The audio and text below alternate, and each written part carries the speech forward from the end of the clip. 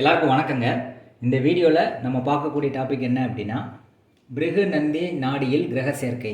அதாவது பிருகுநந்தி நாடி முறையில் கிரகங்கள் எப்படி கம்பைண்ட் ஆகுது, கிரகங்களை எப்படி சேர்த்து பலன் சொல்கிறது அப்படிங்கிறதான் பார்க்க போகிறோம். இப்போ ஒரு கிரக நிலவரத்தை நான் போட்டிருக்கேன். இந்த மாதிரி ஒரு ஜாதகத்தில் கிரக காம்பினேஷன்ஸை எப்படி எடுக்கிறது அப்படிங்கிறதான் பார்க்க போகிறோம். ஒரு உதாரணத்துக்கு பார்த்தீங்க அப்படின்னா, ஃபஸ்ட்டு ஏதாவது ஒரு பிளானட் நம்ம எடுத்துக்கிடுவோம். இப்போ குரு அப்படிங்கிற பிளானட்டை நம்ம எடுத்துக்கிடுவோம்.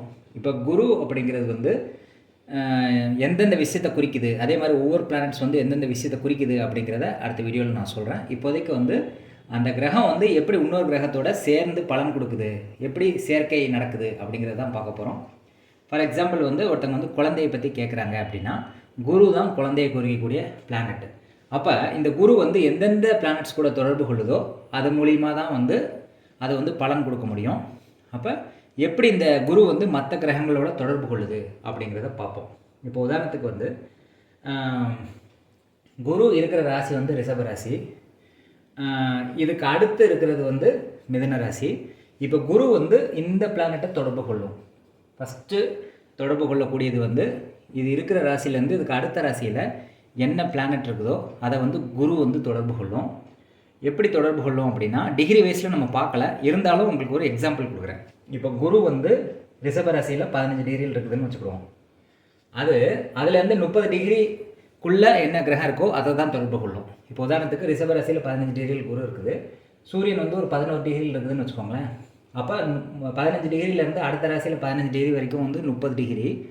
அப்போ இது ஒரு 11 டிகிரியில் இருக்குது சூரியன். அப்போ 30 டிகிரிக்குள்ளே வருது. குருவினுடைய இடத்துலேருந்து அடுத்த ராசிக்குள்ளே 30 டிகிரி இருக்குது. அந்த 30 டிகிரிக்குள்ளே சூரியன் வர்றதுனால சூரியன் குருவோட சேருது அப்படிங்கிற மாதிரி நம்ம எடுத்துக்கணும்.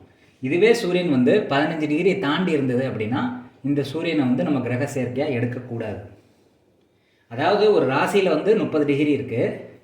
இப்போ குரு அப்படிங்கிற கிரகத்தை வச்சு நம்ம பலன் பார்க்கணும் அப்படின்னா, குரு இருக்கக்கூடிய இடம் ரிஷபராசி. ரிஷபராசியில் 15 டிகிரியில் இருக்குது அப்படின்னா அடுத்த ராசி 15 டிகிரி வரைக்கும் அதோடைய கணக்கு வரும். அடுத்த ராசியில் 15 டிகிரி வரைக்கும் என்ன பிளானட் இருக்குதோ அதை குரு தொடர்பு கொள்ளும். 15 டிகிரியை தாண்டி இப்போ இந்த சூரியன் 15 டிகிரியை தாண்டி ஒரு 20 டிகிரியில் இருக்குதுன்னு வச்சுக்கோங்களேன் மிதுன ராசியில். அப்போ குரு சூரியனோட தொடர்பு கொள்ளாது. அப்போ எந்த டிகிரியில் இருக்கோ அதுலேருந்து 30 டிகிரிக்குள்ளே முன்னாடி தொடர்பு கொள்ளும் எந்த பிளானட்டாக இருந்தாலும். இப்போ நான் இங்கே உதாரணத்துக்கு குருவை போட்டிருக்கேன். அப்போ குரு 15 டிகிரியில் இருக்குது, சூரியன் 11 டிகிரியில் இருக்குது. அப்போ குரு சூரியனை தொடர்பு கொள்ளுது. அப்போ இதை குரு சூரியன் காம்பினேஷனாக நம்ம எடுத்துக்கலாம். ஓகேயா? அடுத்து இப்போ இதுவே குரு வக்கரமாக இருக்குதுன்னு வச்சுக்கோங்க. குரு வக்கரமாக இருக்குது அப்படின்னா பின்னாடி தொடர்பு கொள்ளும். இப்போ உதாரணத்துக்கு குரு 15 டிகிரி இருக்குன்னா இந்த ராசியில் 15 டிகிரி வரைக்கும் தான் குரு தொடர்பு கொள்ள முடியும். இப்போ சனி ஒரு 8 டிகிரியில் இருக்குதுன்னு வச்சுக்கோங்களேன். சனி 8 டிகிரியில் இருக்குது அப்படின்னா இந்த சனியை இந்த குரு தொடர்பு கொள்ளாது. ஏன் தொடர்பு கொள்ளாது அப்படின்னா, இது 15 டிகிரியை தாண்டி சனி இருந்தால் மட்டும்தான் இந்த குரு சனியை தொடர்பு கொள்ளும். பின்னாடி கூடி தொடர்பு கொள்ளணும் அப்படின்னா அந்த கிரகம் வக்கரமாக இருக்கணும். அப்போ தான் பின்னோக்கி தொடர்பு கொள்ளும். பின்னோக்கி தொடர்பு கொள்ளும்போது 15 டிகிரி அந்த எல்லைக்கு உட்பட்டு தான் தொடர்பு கொள்ள முடியும். இப்போ சனி 8 டிகிரியில் இருக்கிறதுனால அதையும் தாண்டி இருக்குது. அப்போ குரு சனியோட சேராது அப்படிங்கிற மாதிரி நம்ம எடுத்துக்கலாம். இப்போ இதே சனி 18 டிகிரியில் இருக்குதுன்னு வச்சுக்கோங்க. சனி 18 டிகிரியில் இருந்தது அப்படின்னா குரு சனியை தொடர்பு கொள்ளும் அப்படிங்கிற மாதிரி எடுத்துக்கலாம். இப்போ தெளிவாக புரிஞ்சிருக்கும்னு நான் நினைக்கிறேன். அதாவது ஒரு பிளானட்டு ஒரு இடத்துல இருக்குது. நான் இங்கே உதாரணத்துக்கு குருவை வச்சு நான் பலன் சொல்கிறேன். இப்போ குரு எந்த பிளானட்டோட கனெக்ட் ஆகுது அப்படின்னு பார்க்கும்போது, எப்பயுமே பொதுவாக நார்மலாக இருக்கக்கூடிய பிளானட், வக்கரம் இல்லாத பிளானட், வக்கரம் இருக்கக்கூடாது, நார்மலாக குரு இருக்கும்போது அந்த குரு அதுக்கு அடுத்த ராசியில் இருக்க கிரகத்தோட தொடர்பு கொள்ளும். அப்போ இங்கே சூரியன் இருக்குது, இங்கே குரு இருக்குது. அப்போ சூரியன் குரு சூரியனை தொடர்பு கொள்ளுது அப்படிங்கிற மாதிரி எடுத்துக்கணும். இதுவே குரு வக்கரமாக இருந்தது அப்படின்னா குரு சனியோட தொடர்பு கொள்ளுது அப்படிங்கிற மாதிரி எடுத்துக்கணும். இது நல்லா புரிஞ்சுக்கோங்க. ஒரு வக்கர கிரகம் பின்னோக்கி கிரகத்தை தொடர்பு கொள்ளும். நார்மலாக இருக்கக்கூடிய பிளானட் முன்னோக்கி கிரகத்தை தொடர்பு கொள்ளும். இதுதான் ஃபஸ்ட்டு கான்செப்ட். இப்போ கிரக காம்பினேஷனில் ஒரு கான்செப்ட் உங்களுக்கு புரிஞ்சிருக்கும் அப்படின்னு நான் நினைக்கிறேன். இது நம்பர் 1.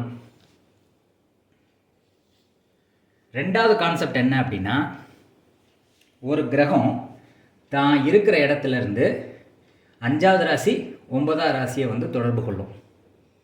இப்போ உதாரணத்துக்கு குரு வந்து வக்ரமாக இல்லை அப்படி வச்சுக்கோங்களேன். குரு வந்து வக்ரமாக இருக்குதுன்னு நீங்கள் எடுத்துக்க வேண்டாம், கன்ஃபியூஸ் பண்ண வேண்டாம். இப்போ நார்மலாகவே குரு இருக்குதுங்க. இந்த நார்மல் குரு வந்து எந்தெந்த பிளானட்ஸை தொடர்பு கொள்ளும் இந்த ஜாதகப்படி அப்படின்னு பார்க்கும்போது, குரு இருக்கக்கூடிய இடம் 1, இது 1, இது 2, இது 3, இது 4, இது 5. அப்போ குரு இருக்கக்கூடிய ராசியிலேருந்து 5வது ராசியில் என்ன இருக்குதோ அந்த பிளானட்டை வந்து குரு வந்து தொடர்பு கொள்ளும். அடுத்து 6, 7, 8, 9, அதாவது குரு இருக்கக்கூடிய ராசியிலேருந்து 5வது ராசி, குரு இருக்கக்கூடிய ராசியிலேருந்து 9வது ராசி, அதாவது 1, 5, 9 வந்து அங்கே இருக்கக்கூடிய பிளானட் வந்து தொடர்பு கொள்ளும். இப்போ குருவை வந்து நம்ம மையமாக எடுத்துக்கிட்டதுனால குரு இருக்கிற இடத்துலே வேறு பிளானட்ஸ் இருந்தாலும் அதை காம்பினேஷனாக எடுத்துக்கணும். குரு இருக்கிற ராசிக்கு 5வது ராசியில் ராகு இருக்குதா, அப்போ குரு ப்ளஸ் ராகு காம்பினேஷன் எடுத்துக்கணும். குரு இருக்கிற ராசிக்கு 9வது ராசி 1, 2, 3, 4, 5, 6, 7, 8, 9ல் வந்து பிளானட் இல்லை. அதனால் வந்து குரு ப்ளஸ் ராகு 2 கிரகங்கள் மட்டும்தான் இங்கே தொடர்பு கொள்ளுது அப்படிங்கிற மாதிரி எடுத்துக்கணும். நல்லா தெளிவாக சொல்கிறேன். எந்த பிளானட்டை நம்ம மையமாக வச்சுருக்கோமோ அந்த பிளானட் மற்ற பிளானட்ஸ் கூட எப்படி தொடர்பு கொள்ளுது அப்படின்னு பார்க்கும்போது, அது இருக்கிற இடத்துல வேறு பிளானட்ஸ் இருந்தால் அதை காம்பினேஷனாக எடுத்துக்கணும். அடுத்து அது இருக்கிற இடத்துல இருந்து 5வது இடத்துல என்ன பிளானட் இருக்கோ அதை கம்பைன் பண்ணிக்கணும். 9வது இடத்துல என்ன பிளானட் இருக்கோ அதையும் நம்ம வந்து கம்பைன் பண்ணிக்கணும். இப்போ இங்கே 9வது இடத்துல பிளானட் இல்லை, அதனால் 5வது இடத்துல ராகு இருக்கிறதுனால குரு ப்ளஸ் ராகு அப்படிங்கிற மாதிரி நம்ம வந்து எடுத்துக்கணும். புரியுதா? இப்போ ஃபஸ்ட்டு நம்ம என்ன பார்த்தோம் அப்படின்னா, அது இருக்கிற இடத்துலேருந்து அடுத்த கட்டத்தில் என்ன கிரகம் இருக்கோ அதை தொடர்பு கொள்ளும் அப்படிங்கிறது நம்பர் 1. அதுவே இந்த பிளானட் வந்து வக்கரமாக இருந்ததுன்னா பின்னாடி இருக்கக்கூடிய பிளானட் வந்து தொடர்பு கொள்ளும். இதுதான் பாயிண்ட் நம்பர் 1. பாயிண்ட் நம்பர் 2 வந்து 1, 5, 9ல் இருக்கக்கூடிய பிளானட்ஸ் வந்து தொடர்பு கொள்ளும். இப்போ இருக்கக்கூடிய இடத்துலேருந்து 5வது இடத்துல ராகு இருக்கா, அப்போ குரு ராகு வந்து தொடர்பு கொள்ளுது. குரு ப்ளஸ் ராகு சேர்க்கையாக நம்ம வந்து இதை எடுத்துக்கணும். 9வது இடத்துல கிரகம் இல்லாதனால நம்ம எடுக்க தேவையில்லை. ஓகே, இப்போ இதுவே வந்து குரு வக்கரமாக இருந்ததுன்னு வச்சுக்கோங்களேன். இப்போ இந்த தொடர்பை எப்படி எடுத்துக்கணும் அப்படின்னா ரிவர்ஸில் எடுத்துக்கணும். 1, 2, 3, 4, 5, 6, 7, 8, 9. அப்போ இந்த சைடு பார்த்தாலும் அதே காம்பினேஷன் தான் வரப்போகுது. முன்னாடி பார்த்தாலும் பின்னாடி பார்த்தாலும் 1, 5, 9ங்கிற கட்டங்கள் வந்து மாறப்போகிறதில்ல. ஆனால் ஃபஸ்ட்டு தொடர்பு கொள்வது வந்து இங்கே இருக்க கிரகத்தை வந்து தொடர்பு கொள்ளும்.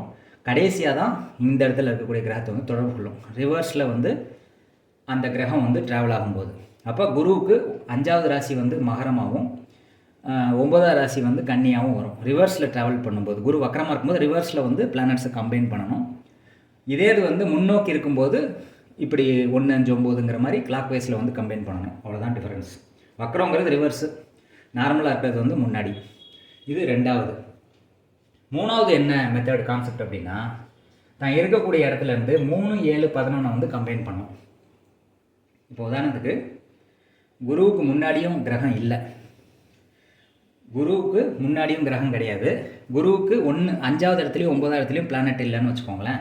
அந்த டைமில் நம்ம என்ன பண்ணணும் அப்படின்னா, குருவுக்கு 3வது இடத்துல என்ன இருக்குது, 7வது இடத்துல என்ன இருக்குது, 11வது இடத்துல என்ன இருக்குது, அதை வந்து நம்ம வந்து காம்பினேஷனாக எடுத்துக்கணும்.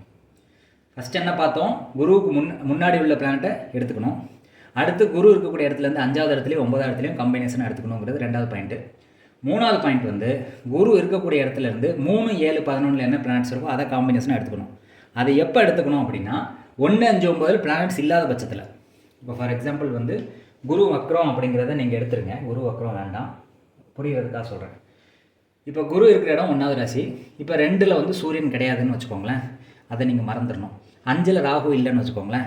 அப்போ நம்ம என்ன எடுத்துக்கணும், 2வது இடத்துலையும் 5, 9ல் வந்து பிளானட்ஸ் இல்லாத பட்சத்தில் நம்ம என்ன எடுத்துக்கணும் அப்படின்னா 3, 7, 11 வந்து கன்சிடர் பண்ணிக்கணும். இப்போ குருவுக்கு 3வது இடத்துல என்ன இருக்குது, புதன் இருக்குது, சுக்கிரன் இருக்குது. அப்போ குரு வந்து புதனோடையும் சுக்கிரனோடையும் காம்பினேஷன் தொடர்பு கொள்ளும். அடுத்து 7வது இடத்துல என்ன இருக்குது, 1, 2, 3, 4, 5, 6, 7, 7ல் வந்து செவ்வாய் இருக்குதா, அப்போ குரு வந்து செவ்வாயோடையும் தொடர்பு கொள்ளும். 11ல் என்ன இருக்குது, 11ல் வந்து கேது இருக்குது. இப்போ உதாரணத்துக்கு குரு இருக்கக்கூடிய இடம் வந்து 1, 3, 7, 11.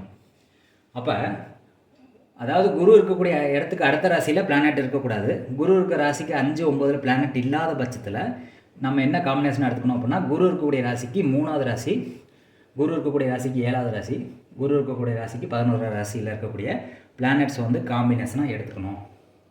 இதுதான் வந்து பிருகுநந்தி நாடி முறையில் கிரக சேர்க்கையாக வந்து நம்ம எடுத்துக்கக்கூடிய விஷயம்.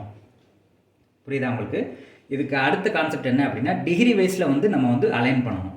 உதாரணத்துக்கு வந்து குரு ஒரு டிகிரியில் இருக்குது, 5வது இடத்துல ஒரு பிளானட் ஒரு டிகிரியில் இருக்குது, 9வது இடத்துல ஒரு பிளானட் ஒரு டிகிரியில் இருக்குதுன்னா, எது கம்மியான டிகிரியில் இருக்கோ அதை ஃபஸ்ட் எடுத்துக்கணும், எது அதுக்கு அடுத்து வருதோ அதை செகண்ட் எடுத்துக்கணும். அப்படியே வந்து காம்பினேஷனை வந்து நம்ம கம்பைன் பண்ணி பலன் சொல்லணும். இதுதான் வந்து பிருகநந்தி நாடி முறையில் சொல்லக்கூடிய ஒரு கான்செப்ட்.